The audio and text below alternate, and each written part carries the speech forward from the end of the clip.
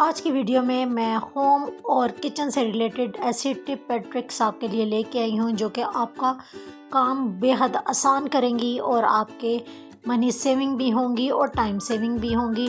तो चले आए हम अपनी वीडियो की तरफ चलते हैं। बिस्मिल्लाहिर्रहमानिर्रहीम। अस्सलाम वालेकुम। इब्तिसाम क्रिएटिव पावर में आपको खुशामदीद है। Welcome to my channel. हमेशा खुश रहें, आबाद रहें। गैस की लोड शेडिंग में चूल्हे में बहुत कम गैस आ रही है, तो गीज़र में कहाँ से गैस आएगी।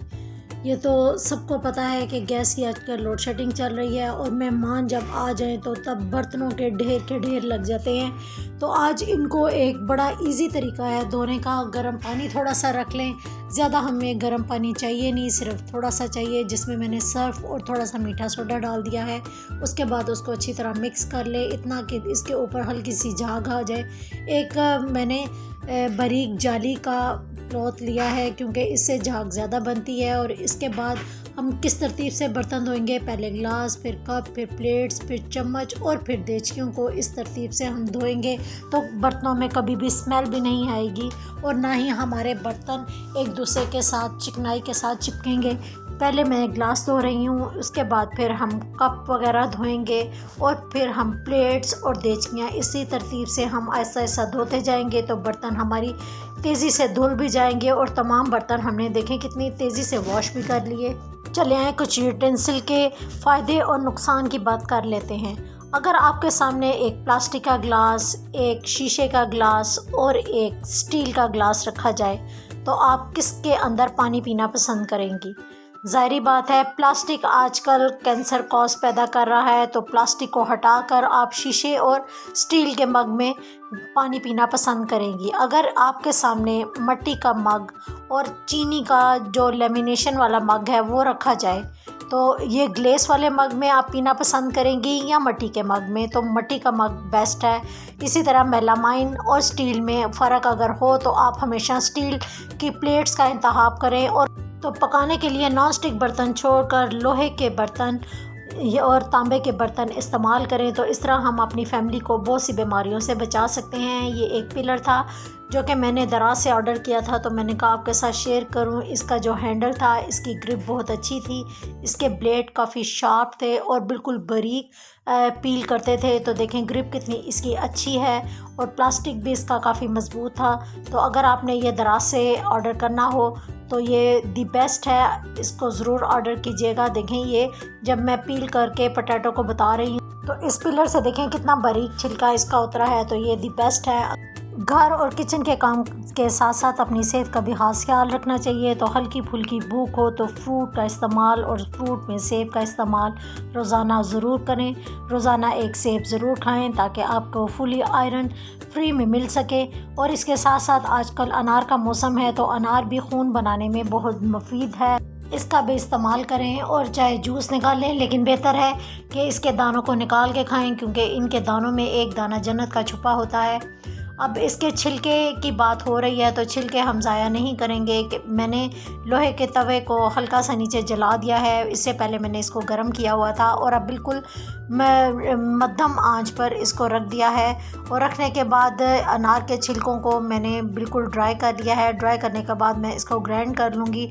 इसके बाद ये देखें मेरे पास पाउडर पहले से बना हुआ था, इसमें मैंने आंवले, सिकाकाई, अनार का पाउडर, ये तमाम चीज़ें पहले से मिक्स करके ग्राइंड की हुई हैं। तो मैं 1 चम्मच इसका ले लूँगी और 2 चम्मच मैं हिना पाउडर लूँगी और इसके बाद मैं गर्म पानी इसके अंदर मिक्स कर लूँगी।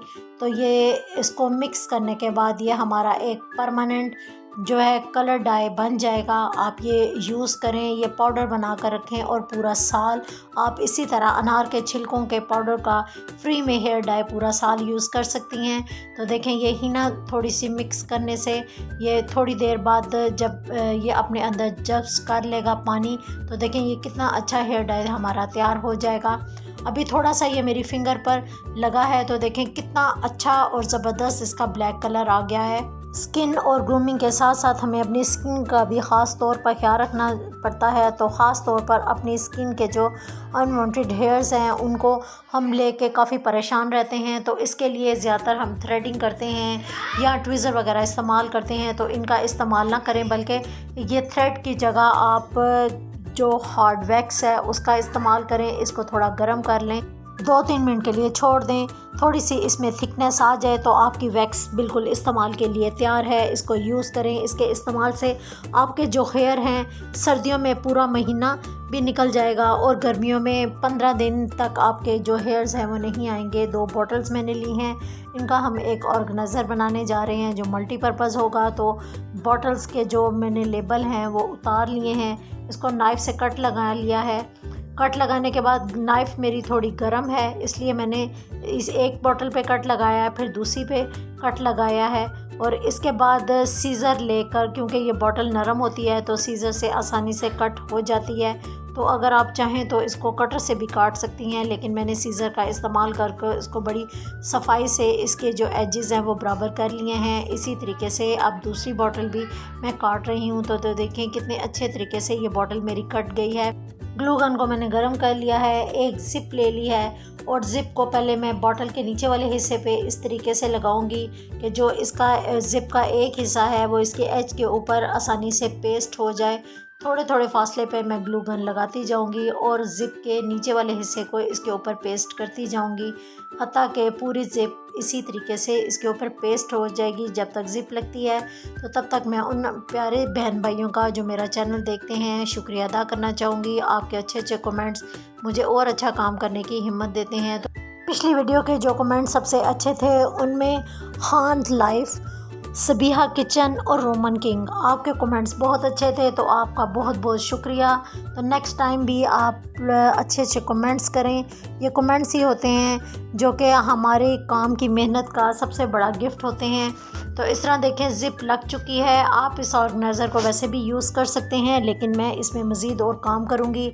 मेरे पास एक मल्टी कलर की वाइट लेस पड़ी हुई थी, उसको मैं नीचे वाले हिस्से पे पहले लगाऊंगी ताकि ज़िप भी इसकी हाइड हो जाए और ये ऑर्गेनाइज़र मज़ीद और ख़ूबसूरत हो जाए। इस ऑर्गेनाइज़र को आप मल्टीपर्पज़ यूज़ कर सकते हैं। इसको चाहे तो आप अपनी टेबल पर स्टेशनरी के लिए यूज़ कर लें या किचन में अपनी कटलरी को सेव करने के लिए यूज़ कर लें।